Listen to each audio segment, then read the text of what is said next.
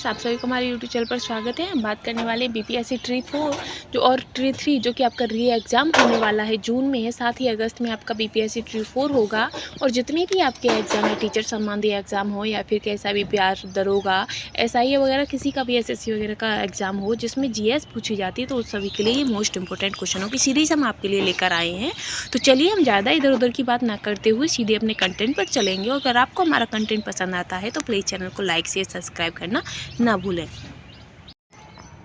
पहला क्वेश्चन हमारा हिस्ट्री के जो इम्पोर्टेंट क्वेश्चन है जो कि प्रीवियस ईयर एग्जाम्स में आए हुए हैं। तो इसमें हमारा पहला क्वेश्चन रहेगा कि मध्यकालीन भारत की पहली महिला शासिका कौन थी। तो आप सभी को ये आंसर पता होगा क्योंकि ये काफ़ी चर्चित क्वेश्चन है और काफ़ी बार एग्जामों में पूछा गया है। तो इसका आंसर हो जाएगा रजिया सुल्तान। ठीक है फ्रेंड्स, आगे हम चलेंगे कि पल्लवों की राजभाषा क्या थी। तो पल्लवों की राजभाषा क्या थी, तो आपका आंसर हो जाएगा कि पल्लवों की राजभाषा संस्कृत थी। नेक्स्ट क्वेश्चन है कि राजपूत काल कब से कब तक माना जाता है। तो जो आपका राजपूत काल है वो 6ठी से 12वीं सदी तक माना जाता है। कितना? 6ठी से 12वीं सदी तक माना जाता है। आगे हम चलेंगे, नेक्स्ट क्वेश्चन आएगा आपका कि 712 ईस्वी में सिंध पर मोहम्मद बिन कासिम के आक्रमण के समय वहाँ का शासक कौन था। जब सिंध पर मोहम्मद बिन कासिम ने जब आक्रमण किया था, तो क्वेश्चन आपसे ये भी पूछ सकता है कि मोहम्मद बिन कासिम ने सिंध पर कब आक्रमण किया था। तो आपका आंसर हो जाएगा 712 में। और तब उस समय वहाँ के जो शासक थे वो किसका था, तो शासक वहाँ पर दाहिर का था। ठीक है, तो इसका आंसर क्या हो जाएगा, दाहिर हो जाएगा। नेक्स्ट क्वेश्चन रहेगा आपका पांचवा कि सर्वप्रथम जजिया कर लगाने का श्रेय किसे जाता है। तो सबसे पहले जजिया कर लगाने का श्रेय किसे जाता है, तो वो मोहम्मद बिन कासिम को जाता है। नेक्स्ट क्वेश्चन होगा छठवां कि दलील का किसका पुराना नाम है। तो जो दलील का नाम है वो आपका दिल्ली का पुराना नाम है। ठीक है फ्रेंड्स, आगे हम चलेंगे नेक्स्ट क्वेश्चन पर। सातवां क्वेश्चन है आपका कि पृथ्वीराज रासो की रचना किसने की थी। तो जो पृथ्वीराज रासो है इसकी रचना किसने किया था, तो इसकी जो रचना थी वो चंद्रवरदाई ने की थी। किसने की थी? चंद्रवरदाई ने की थी। ठीक है, फिर एक आता है पद्मावत। तो पद्मावत की रचना किसने की थी, तो वो मोहम्मद जायसी ने की थी। ये आपको पता होना चाहिए, काफ़ी बार क्वेश्चन पूछे गए हैं। आगे हम चलेंगे, आठवां क्वेश्चन है आपका कि प्रसिद्ध दिलवाड़ा जैन मंदिर कहाँ स्थित है। तो प्रसिद्ध दिलवाड़ा जैन मंदिर जो है वो आपका माउंट आबू राजस्थान में स्थित है। और ये जो है वो आपका जैन मंदिर है। किसका है? जैन मंदिर है। ठीक है, आगे हम चलेंगे नेक्स्ट पर। नौवां क्वेश्चन है आपका कि खजुराहो में स्थित मंदिरों का निर्माण किसने कराया था। ये क्वेश्चन काफ़ी बार पूछे गए हैं एग्जामिनर की ओर से। तो जो खजुराहो में जो प्रसिद्ध मंदिर हैं उनका जो निर्माण था वो आपके चंदेल शासकों ने कराया था। ठीक है, आगे है नेक्स्ट क्वेश्चन आपका अढ़ाई दिन का झोपड़ा किससे संबंधित है। तो जो अढ़ाई दिन का झोपड़ा है वो आपका एक मस्जिद है। क्या है? मस्जिद है। और इसे अढ़ाई दिन का झोपड़ा इसलिए कहते हैं क्योंकि ये 2.5 दिन में कंप्लीट हो गया था। कितने में? 2.5 दिन में कंप्लीट कराया गया था, इसीलिए इसे अढ़ाई दिन का झोपड़ा कहा जाता है। आगे है नेक्स्ट क्वेश्चन है कि मोहम्मद गजनवी ने भारत पर कितनी बार आक्रमण किया था। तो जो मोहम्मद गजनवी थे उन्होंने भारत पर कितनी बार आक्रमण किया था, तो 17 बार किया था। ठीक है, और सबसे ज़्यादा प्रसिद्ध कौन सा है, तो वो सोमनाथ वाला जो मंदिर का जो आक्रमण था वो सबसे ज़्यादा प्रसिद्ध था। और इसका भारत में जो आक्रमण थे वो करने का मुख्य मोटिव क्या था, तो सिर्फ और सिर्फ भारत से धन लूटना इसका मोटिव था। ठीक है, जो भारत की अर्थव्यवस्था थी उसको कमज़ोर करना था। आगे है नेक्स्ट क्वेश्चन, सोमनाथ मंदिर पर मोहम्मद गजनवी के आक्रमण के समय गुजरात का शासक कौन था।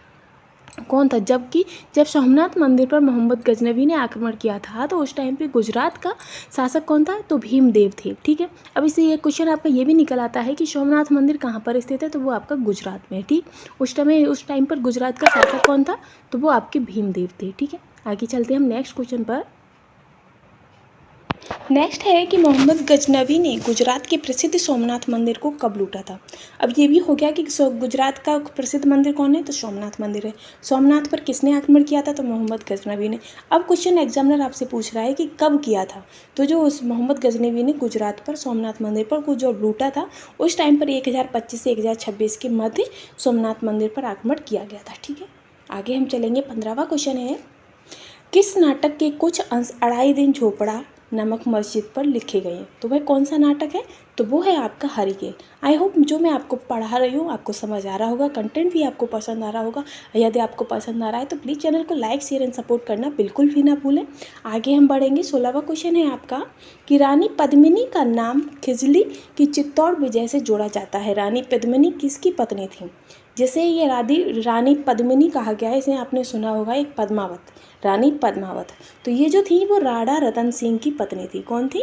राणा रतन सिंह की पत्नी थी। आपको याद होगा कि अभी कुछ टाइम पहले ही इस पर एक मूवी भी बनी है पद्मावती, उसी के ऊपर है ये। आगे है आपका नेक्स्ट कि 17वां क्वेश्चन जो है कि विक्रमशिला विश्वविद्यालय की स्थापना किसने किया था? तो विक्रमशिला विश्वविद्यालय की स्थापना किसने की थी? तो वो धर्मपाल ने की थी। ठीक है फ्रेंड्स, आगे हम पढ़ेंगे। नेक्स्ट क्वेश्चन है आपका कि गीत गोविंद किसने लिखी थी? तो जो गीत गोविंद जो है वो आपकी जयदेव ने लिखी है। किसने लिखी है? जयदेव ने। ठीक है, आगे है नेक्स्ट क्वेश्चन, जयदेव किसकी सभा को अलंकृत करते थे? तो जो जयदेव थे वो लक्ष्मण सेन की सभा को अलंकृत किया करते थे।